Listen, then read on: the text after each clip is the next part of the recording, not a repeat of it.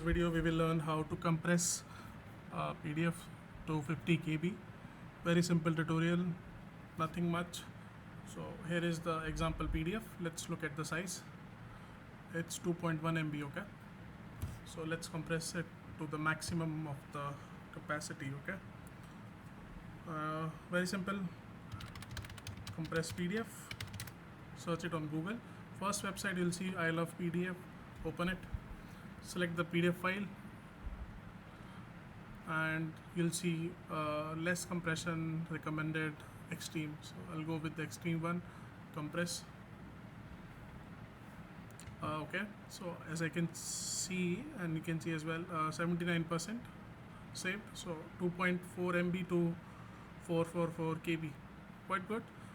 If you want to do it again, you can just upload the compressed version and compress it. It will reduce the file further. So that's how you do it. And let's download the PDF and check the size.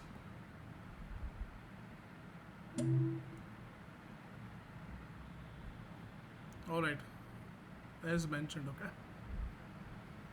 thanks so much for watching this tutorial. I hope you like it. Please subscribe to the channel.